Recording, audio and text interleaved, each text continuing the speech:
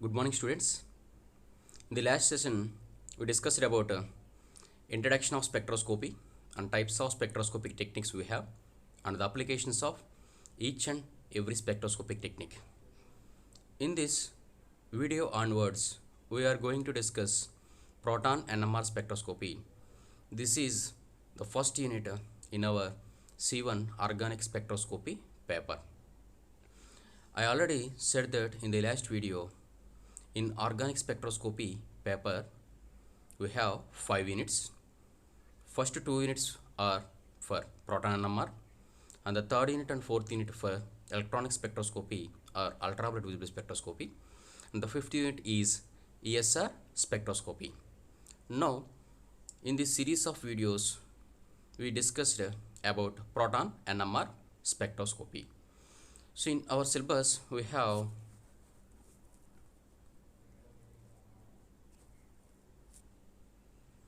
these are the outlines. Introduction. This introduction concept is already discussed in the last video session. And the second concept in our syllabus paper is fundamental principles and theory of proton NMR. This is the most important concept in NMR spectroscopy. And the third concept is instrumentation. So instrumentation is the most important concept. And the chemical shift, the solvents is not put in our syllabus, it is in PG classes.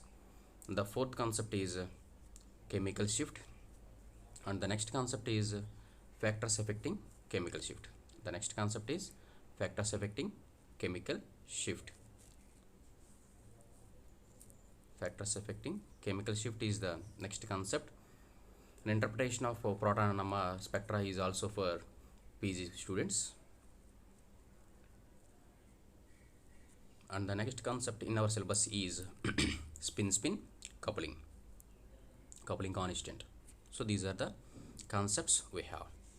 So here the concepts in our syllabus is introduction, fundamental and theory, instrumentation, chemical shift, factors affecting chemical shift, spin-spin coupling, and coupling constant. So these all are advanced concepts you are studied in your PG classes. So two-dimensional NMR, NOE, noisy, quasi, these all are advanced concepts. These all are discussed or studied in later classes in the solvent effect. So in this video, we are going to discuss the principle and theory of NMR spectroscopy. Principle and theory of NMR spectroscopy. In the last session, we discussed about all the information of spectroscopic techniques. In this video onwards, we are going to discuss in detail introduction of NMR and in detail principle of NMR. So here NMR means nuclear magnetic resonance spectroscopy. It is an important technique which is based on the absorption of electromagnetic radiation from radio wave region. The frequency of radio wave region is in between 4 Hz to 900 Hz by nuclei of atoms. So usually the nuclei absorbs in between 4 to 900 MHz frequency. So proton nuclear magnetic resonance spectroscopy is the one of the important tool for elucidating the number of hydrogens or number of protons in the compound. Here we have different types of techniques, that means different types of NMR spectroscopies, whether it may be proton NMR or C13 NMR or nitrogen NMR or phosphorus NMR or fluorine NMR. That means in the carbon 13 NMR spectrum, it gives the information about carbons, and in proton NMR it gives the information about hydrogens, and in nitrogen NMR it gives the information about nitrogen, and fluorine NMR it gives the information about fluorines, and phosphorus 31 NMR also available. So which nuclei is exhibits NMR spectrums? So it is the most important question. This is the most important question. So we have to know about this answer for this question. So here, which nuclei is exhibits NMR spectrum? So here I represent N15, F19 or carbon 31, sorry, carbon 13 or fluorine 19, hydrogen, proton and NMR. So which nuclei is exhibits proton and NMR spectrum?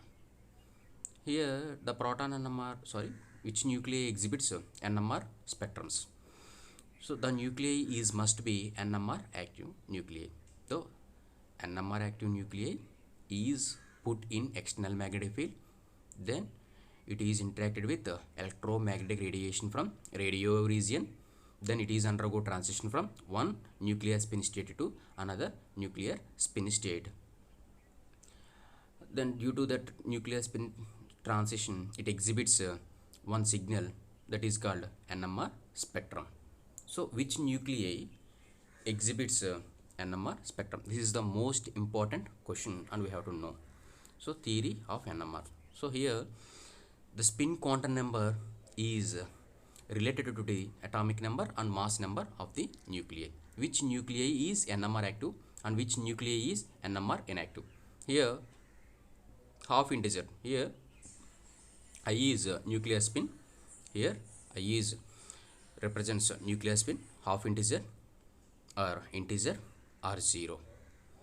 Here if the atomic mass and atomic number both are odd, if the atomic number and atomic mass, that means for example we have to take hydrogen, the mass number of hydrogen is 1 and the atomic number of hydrogen is also 1, so both the numbers are odd, so odd, so atomic mass and the atomic number both are odd, then it is exhibits nuclear spin is a half integral, that means the nuclear spin of hydrogen atom is half, that means 1 by 2, or atomic number is even and atomic mass is odd, that means here carbon 13 and the atomic number of carbon is 6 and 13,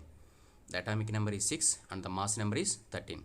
Here the atomic number is even and the mass number is odd, that means if the atomic mass is odd and atomic number is either even or odd, atomic number either even or odd, then definitely it exhibits a nuclear spin half, that means half integral, that means whether it may be 1 by 2 or 3 by 2 or 5 by 2 or 7 by 2, it is calculated in a experimental procedure. Here the calculated nuclear spin of hydrogen nuclei and carbon 13 nuclei and fluorine 19 nuclei, that means we have to write F19, for example F919, the atomic number of fluorine is 9 and the mass number of fluorine is 19, so both the numbers are odd numbers, so that the nuclear spin of fluorine nuclei is also half integral and it exhibits I is equal to 1 by 2. And for phosphorus 31 NMR also, for phosphorus 31 nuclei, for phosphorus 31 nuclei also, the nuclear spin I is equal to 1 by 2, because the atomic number and the mass number both the numbers are odd, so that for phosphorus 31 NMR nuclei, for phosphorus 31 nuclei also nuclear spin is equal to 1 by 2. And if the nuclear spin exhibits 0 in sometimes, the nuclear spin exhibits 0, so which nuclei does not exhibits a nuclear spin? That if the nuclei having even number of mass and even number of atomic number, if the any atom having even number of atomic number and even number of mass numbers, then definitely the nuclear spin is 0, then the nuclear spin is 0. Here we have to write carbon nuclei, usually the carbon is exist in two isotopes, one is C6 and C12, and the lighter isotope and the heavier isotope is C6 and C13. So C6 and C13 is NMR active nuclei and C6 and C12 is NMR inactive nuclei, because that means this carbon nuclei does not act as a magnet, Here we have to know very important point, that is If any particle having charge along with spin, definitely it acts as a magnet.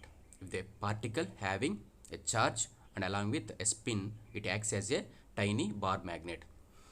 That means the usual magnetic properties is also exhibited by our nuclei.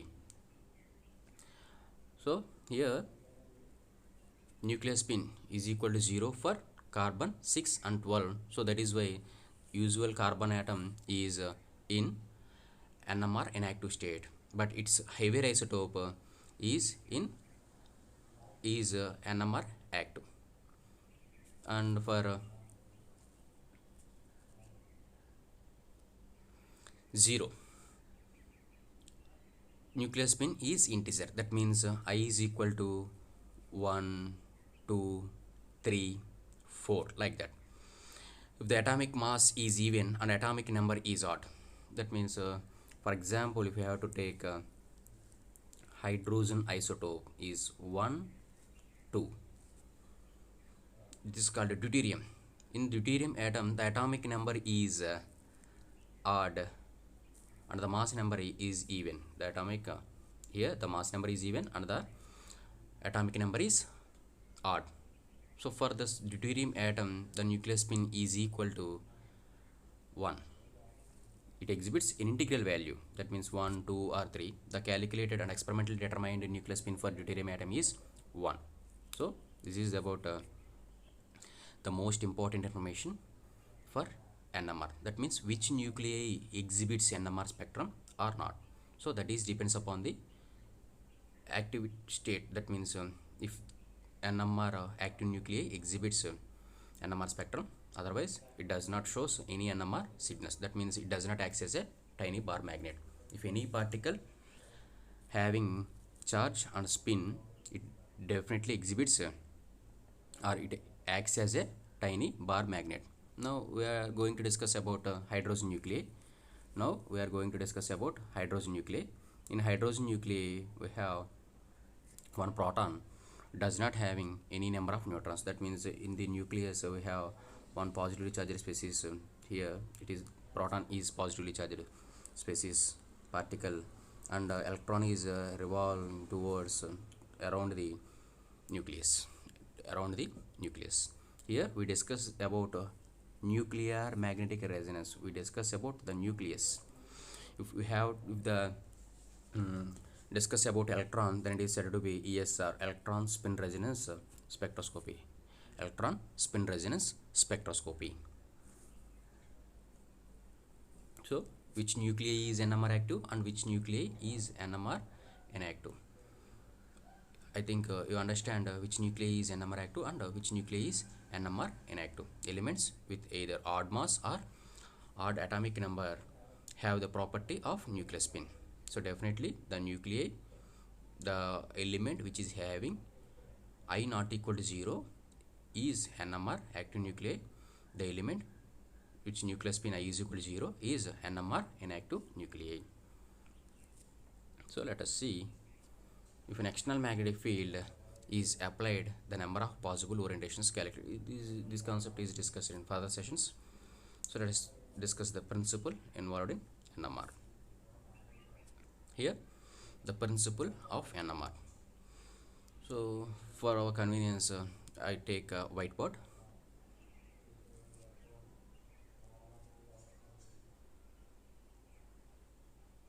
So what is the principle involved in NMR? So the principle involved in NMR is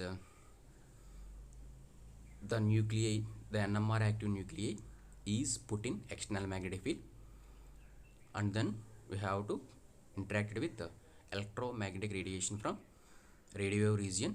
Then it is undergo transition from one nuclear spin state to another nuclear spin state.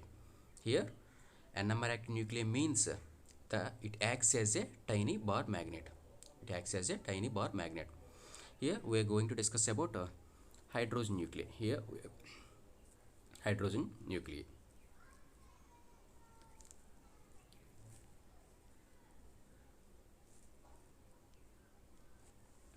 For example, if you have to consider a group of hydrogen nuclei, this is one hydrogen nuclei and this is one hydrogen nuclei.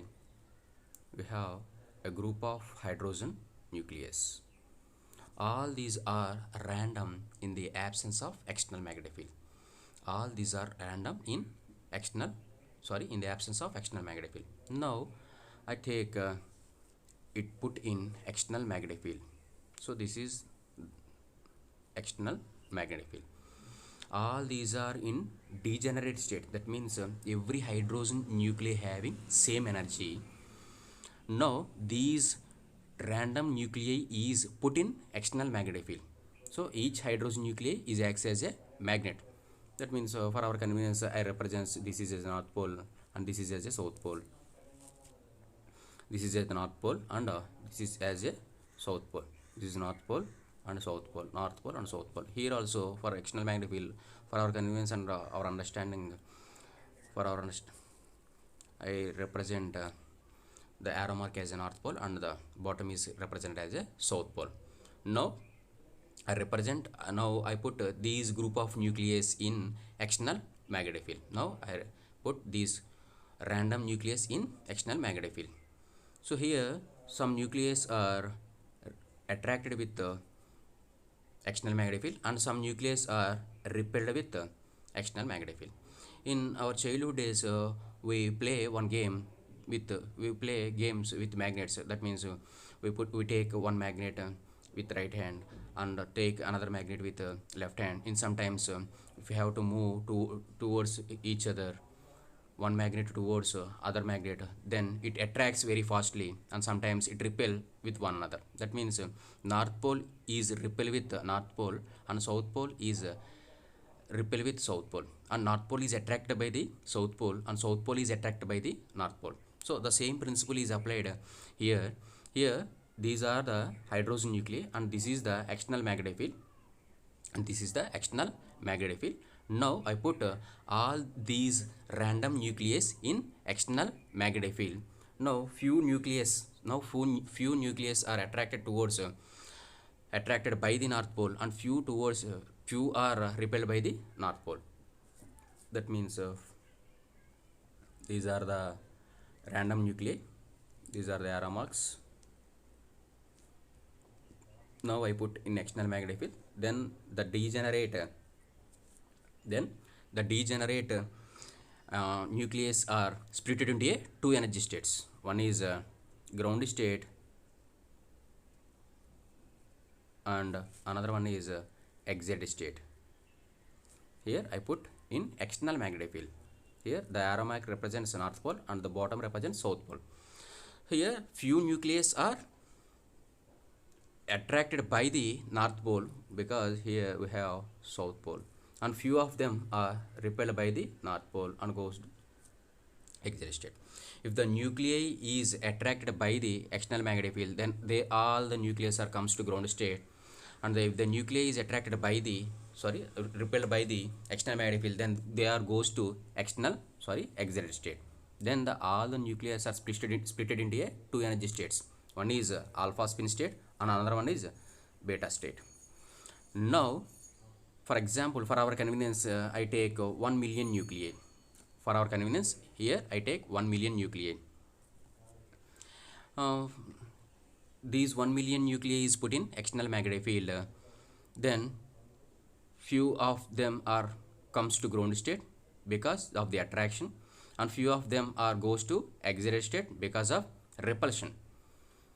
So when compared to excited state, the number of nucleus in ground state is always greater. That means the number of nuclei is always greater than in ground state than excited state. This is called excess of population in ground state. This is called excess of population in ground state. This is called excess of population. Now here what is spectroscopy? Interaction between electromagnetic radiation and matter. Here I didn't use any electromagnetic radiation till the time. Just I take our organic molecule and put it in external magnetic field. Now the energy gap between these two transitions is equal to energy of radio region. So that is why here you have to pass electromagnetic radiation from radio wave region, electromagnetic radiation from radio wave region.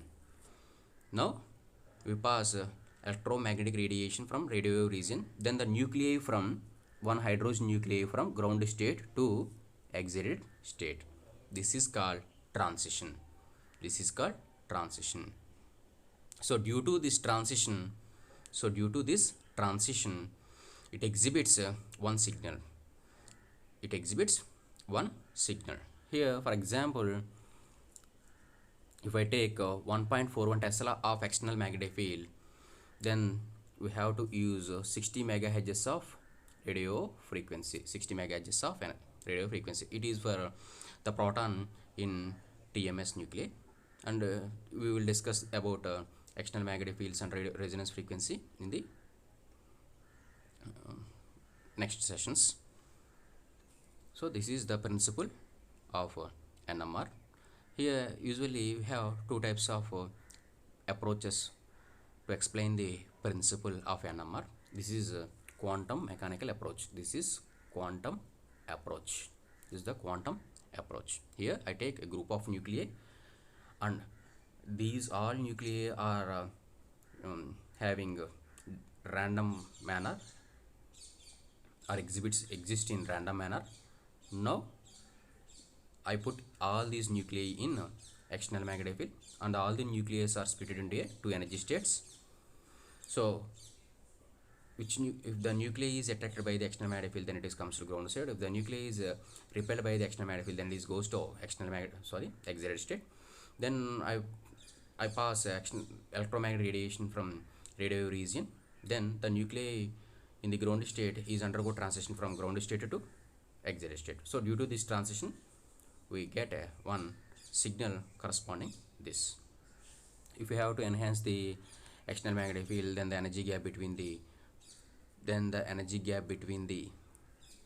all the nuclei will be, energy gap between the alpha state and beta spin state will be increases. That means, for example, if you have to use 1.41 Tesla, 1.0 Tesla, then the energy gap between, this is the point in the absence of external magnetic field. If you have to put external magnetic fields, that means we have to raise the external magnetic field. It is 1.0 Tesla, 2.0 Tesla, 3.0, 4.0, 5.0. That means if you have to increase the external magnetic field, then the energy gap between the alpha spin state and beta spin state will be increases.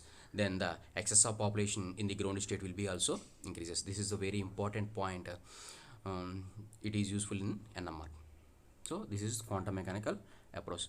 So the nuclei undergo migration from one spin state, ground spin state to excited spin state. It is called transition. If the excited nuclei comes to the ground state, by releasing its energy. That means here the spin of the nuclei is like that, and the spin of the excited nuclei is like that. So it is a positive spin, and here it is negative spin. So the nuclei is undergo transition from ground state to excited state. Then the excited nuclei definitely loses energy and comes to ground state. It is called relaxation. What is meant by relaxation? The nuclei comes from excited state to ground state is called relaxation. If the nuclei goes from ground state to excited state is called transition, and if the nuclei comes from excited state to ground state is called relaxation. Here we have two types of relaxations. One is spin-spin relaxation and spin lattice relaxation. What is spin-spin relaxation and what is spin lattice relaxation? Spin-spin relaxation means the excited nuclei transfers its energy to other nucleus, that means adjacent nuclei, and it comes to ground state. Then it is called spin-spin nuclei, spin-spin relaxation. If the nuclei transfers its energy to surroundings, that means space or solid molecules, then it is called spin lattice relaxation. Here we have two types of relaxation processes. What is meant by relaxation? Relaxation means nuclei comes from excited state to ground state by releasing its energy. So if the nuclei transfers its energy to another nuclei in the molecule, then it is called spin-spin relaxation. If the nuclei transfers its energy to surrounding, that means solid molecules or space, then it is called spin lattice relaxation. So this is chala very important point in the principle. So this is quantum mechanical approach, and we have another principle, that is classical approach. That is classical approach. In quantum mechanical approach, I take, for our convenience, I take a group of nucleus and put in external magnetic field, and it is split into two energy states. In classical approach, we discussed based on the resonance frequencies. Based on resonance frequencies. Here, in the absence of external magnetic field, no external magnetic field, then all the nucleus are in random manner. The theory behind NMR comes from the spin of the nucleus, and it generates a magnetic. Without a external magnetic field, the nucleus spins are random in the directions. But when external magnetic field is present in the nuclei, align themselves either with or against the field of the external magnetic field. I already discussed this point. So if external magnetic field is applied, an energy is transfer is possible between ground state to excited state. So here ground state is positive spin and the excited state is negative spin. So here the representation. So now in for our in classical approach, the nuclei is here for here. In classical approach, we have to take for our convenience, we have to take only one nuclei. That means for our convenience, here this is one hydrogen nuclei. Now this is put in external magnetic field. Now it is undergo precession. That means it acts as a spinning top. That means it rotates itself through gravitational force and external magnetic field. So it is rotate as a spinning top. So it rotates as like a spinning top. That means in a circular manner. That means like this,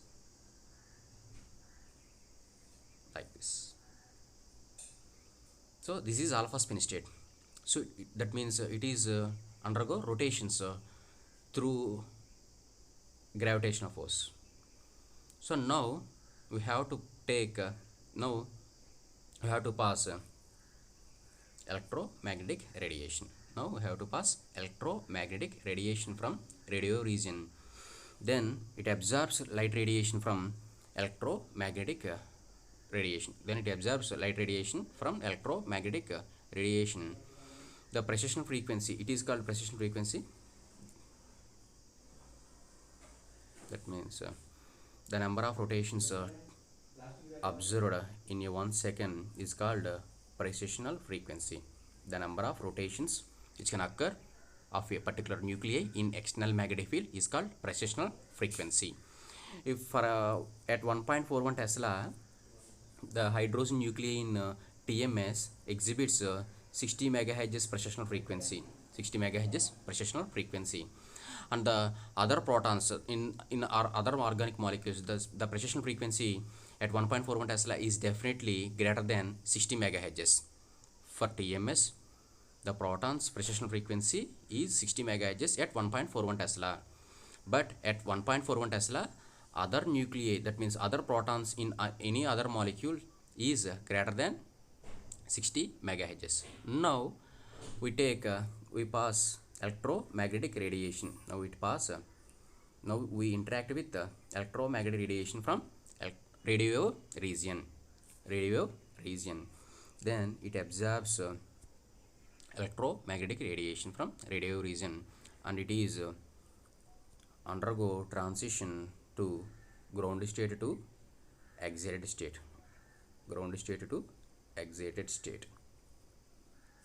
So this is the final representation of our nuclei. So this is alpha spin state and this is beta spin state. In the external magnetic field, if the nuclei is put in external magnetic field, then it is undergoes precession along with the external magnetic field direction, and now we have to pass electromagnetic radiation from radio region. Then it is undergo spin flipping. When it is occurs, when the spin of one nuclei is flipped into a opposite spin. the precessional frequency of that particular nuclei is exactly equal to radio frequency. The precessional frequency of nuclei is exactly equal to radio frequency. Then it is undergo transition from or spin flipping from ground state to excited state. This condition is called resonance. This condition is called resonance. What is meant by resonance? Resonance means the precessional frequency of nuclei is equal to frequency of radio region. So frequency of frequency of radio region. This is called resonance condition. If the nuclei exhibits resonance condition, then it is undergo transition from ground state to excited state.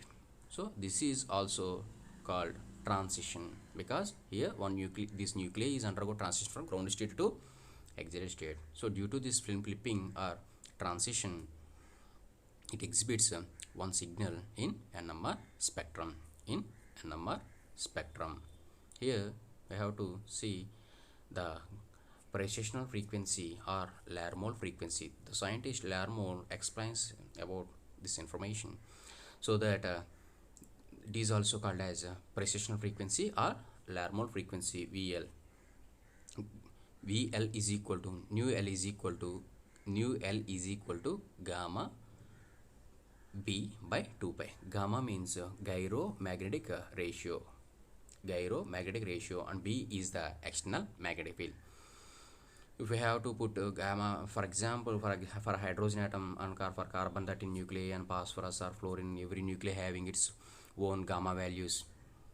If we have to substitute this gamma value and external magnetic field followed and divided by the 2 pi, then we can get a precessional frequency of that particular nuclei at a particular frequency. Here also the precessional frequency is depends on external magnetic field. Here the precessional frequency is depends on external magnetic field. Here the precession frequency is directly proportional to external magnetic field. That means if the external magnetic field is increases, then precession frequency also increases.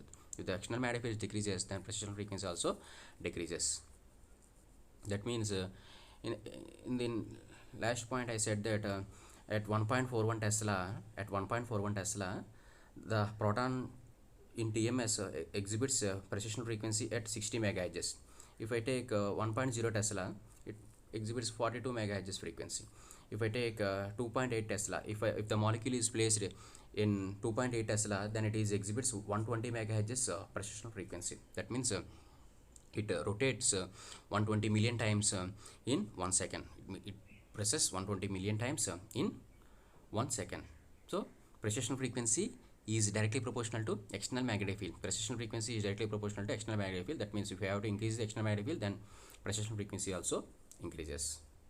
So here B is external magnetic field experienced by the photon, and gamma is gyromagnetic ratio. That means the ratio between the nuclear magnetic moment and angular moment. Nuclear magnetic moment and angular moment is called gamma value, is called gamma. So this is the classical approach. So this is classical approach and this is quantum mechanical approach. So finally, so based on these two approaches, what occurs in NMR? That means we have NMR active nucleus. Those NMR active nucleus are put in external magnetic field. Then after placing in external magnetic field, we have to transfer electromagnetic radiation. Then it absorbs electromagnetic radiation and undergo transition from one spin state to another spin state. This is about the principle of NMR. That means whatever it may be, whether it is proton NMR or C13 NMR. So this is the NMR spectrum. That means here the molecule having two different environments of proton. That is why here it exhibits two NMR signals. So here it is the TMS.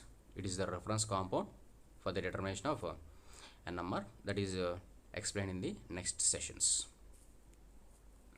The NMR spectrum is the plot of intensity of NMR signals versus magnetic field. That means frequency in the reference to the TMS. So in the next session we are going to discuss NMR instrumentation. Here what is the application of NMR? What was the information we have to get from NMR. Let us trying to see few minutes. I think it is skipped.